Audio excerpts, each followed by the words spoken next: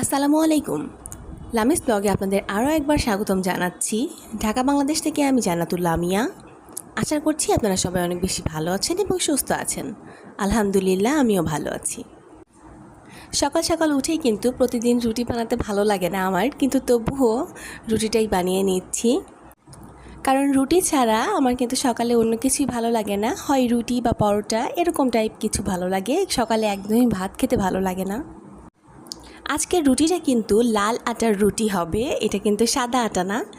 আর এইটা যখন আমি আপুর বাসায় গিয়েছিলাম তখন আপু এই লাল আটাগুলো দিয়ে দিয়েছিল, তো ভাবলাম আজকে এটা দিয়েই বানাই। ছোটোবেলায় যখন আম্মু মাঝে মাঝে এই আটার যখন রুটি বানাতো তখন কিন্তু ভীষণ বিরক্ত হতাম, তখন একদমই খেতে চাইতাম না।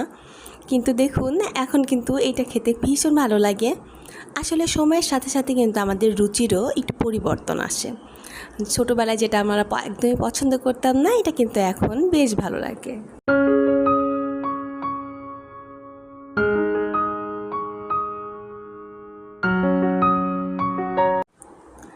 সকালে নাস্তা কিন্তু করে নিয়েছি, আর সেগুলো আজকে একদমই ভিডিও করতে ভালোই লাগছিল না, এই জন্য আর ভিডিও করি নাই। তো অনেকক্ষণ পর আমি কিছু ফ্রোজেন লিচু বের করে নিয়েছি ফ্রিজ থেকে, আর এগুলো একটু পানি দিয়ে ভিজিয়ে রাখবো কিছুক্ষণ।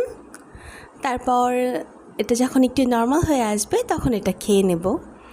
আমার কিন্তু অনেক বেশি ঠান্ডা লেগেছে, গলার অবস্থাতে হয়তো বা আপনারা কেউ বুঝতে পারেন আবার নাও পারেন, কিন্তু এই ঠান্ডার মধ্যে যখন আবার ওইটা খাবো তখন তো আরও বেশি খারাপ হয়ে যাবে গলাটা।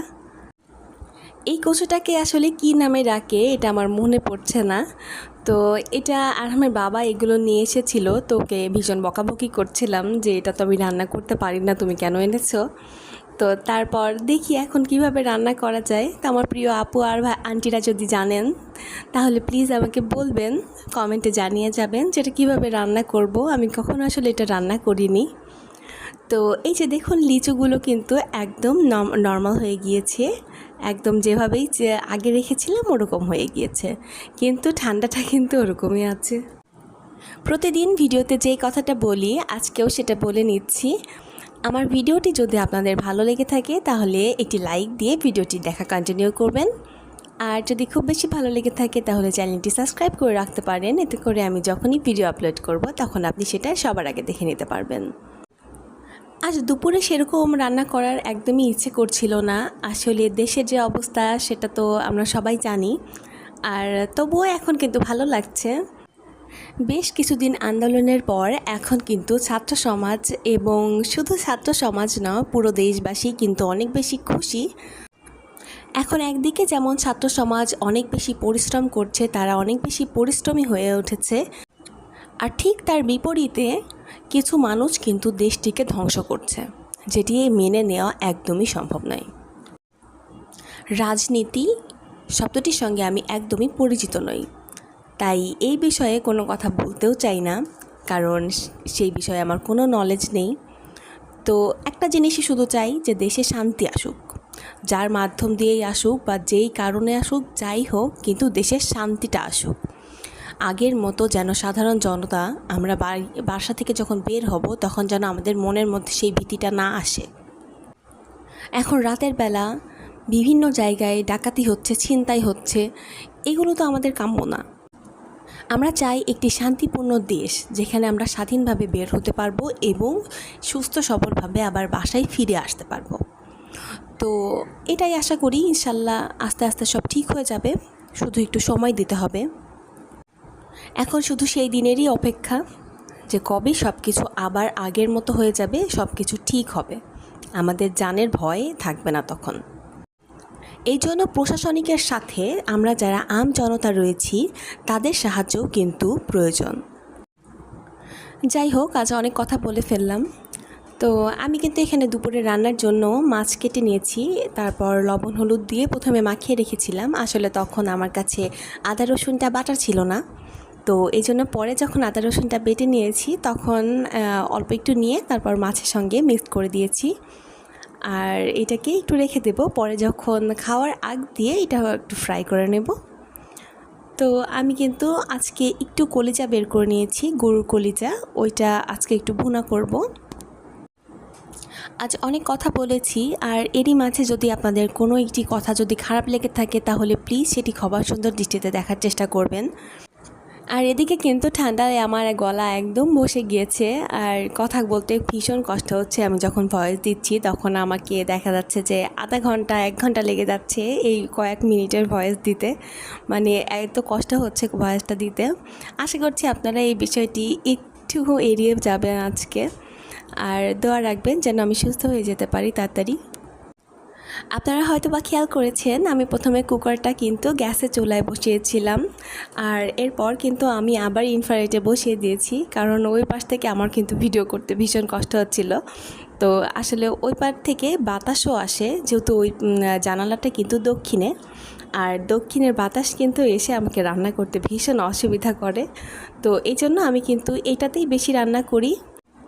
বেশি রান্না করি বলতে আমি যখন ভিডিও করি তখনই আমি ইনফ্রারেডে বেশি রান্না করি। তাছাড়া দেখা যাচ্ছে অন্য সময় যখন রান্না করি তখন জানালাটা অফ করে দিয়ে তারপর রান্না করি, আর এই জন্য কিন্তু রান্নাঘরে গরম বেশি লাগে।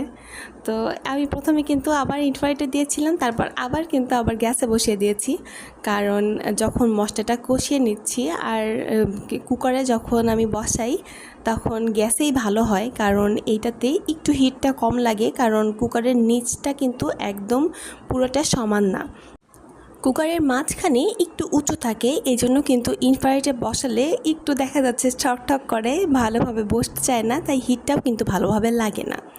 আর এই জন্যই আমি কুকারটা সবসময় গ্যাসের চুলাতেই বসাই। তো আমি এই জন্য আবার এখানে ট্রান্সফার করে দিয়েছি, কারণ কষানোর সময় তো বেশি হিট থাকতে হবে, আর ওখানে ওই রান্নাটা করে নেব। আর এর পাশে কিন্তু আমি মাছটাকেও একটু ফ্রাই করে নেব এখন। বাসায় ছোট বাচ্চা থাকলে কিন্তু আমাদের ভীষণ অসুবিধা হয়ে যায় ভয়েস দেওয়ার সময়, যেমন এখন কিন্তু আমি আরহামকে কোলে নিয়েই ভয়েসটা দিচ্ছি। মাঝে মাঝে একদম জেদ করে যে আমি এখন তোমার কোলেই থাকবো। তো ওকে যদি আমি বলি যে তুমি কিন্তু এখন কথা বলো না, তখন কিন্তু দুষ্টুমি করে আরও বেশি করে গুনগুন করে। তো আসলে এই বিষয়টি আবার ভালোও লাগে, কারণ ও যখন বড় হবে তখন কিন্তু এই বিষয়গুলি ভীষণ মিস করব।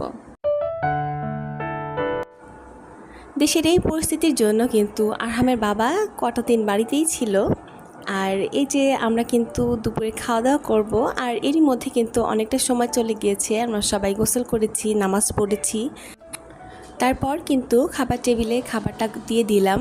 আর এখন কিন্তু আরহামের বাবাকে আর আগে আরহামকে খাইয়ে দেব, তারপর আমি খাবো। কোনো একটা পোস্টে দেখেছিলাম যে আমরা মেয়েরা কি করি, যে খাবার টেবিলটা একবারে সাজিয়ে গুছিয়ে তারপর কিন্তু আমরা সবাইকে ডাকি যে আসো, হয়ে গেছে সব, এবার তোমরা খাও। এটা কিন্তু ঠিক না আমার মতে, একজনের উপর সব কিছু চাপিয়ে দেওয়া, আর এটা কিন্তু ভালো কথা নয়। আমাদের বাড়িতে আমরা 3 জন, তো আমাদের এখানে কাজ ভাগ করা আছে কিছু কিছু। দেখা যাচ্ছে আমি কিন্তু আরহামকেও ছোট ছোট কাজ করাই, ওকে আমি বারবার বলি তুমি এটা করো, তুমি ওইটা করো, আর আলহামদুলিল্লাহ ও কিন্তু সেগুলোতে আগ্রহী। আমি যদি বলি যে তুমি এটা করো তাহলে ও কিন্তু সেটা করে। আর এদিকে আরহামের বাবাকে দেখা যাচ্ছে যে কিছু বললে আলহামদুলিল্লাহ সেও করে।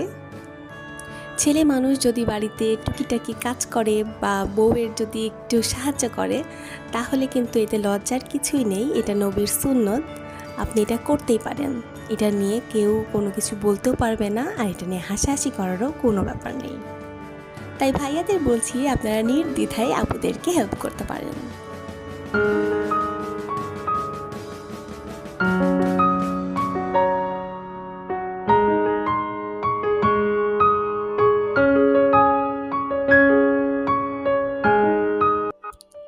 আজকের ভিডিওটা খাওয়া দাওয়াময় ভিডিও হয়ে যাচ্ছে, তাই না?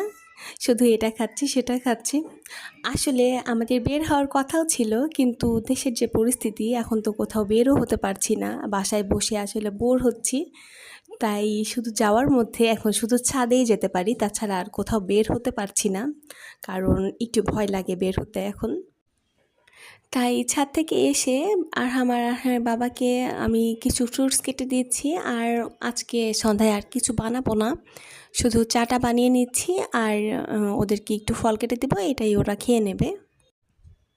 আবারও একটি কথা বলে নিতে চাই যে যদি আমার ভিডিওটি আপনাদের ভালো লেগে থাকে তাহলে প্লিজ একটি লাইক দিয়ে যাবেন আমার ভিডিওটিতে, আর যদি খুব বেশি ভালো লেগে থাকে তাহলে আমার চ্যানেলটি সাবস্ক্রাইব করে রাখতে পারেন।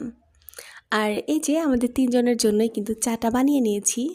আর আরহাম ছোটো হলে হবে কি, তার কিন্তু আলাদা কাপে চা লাগে।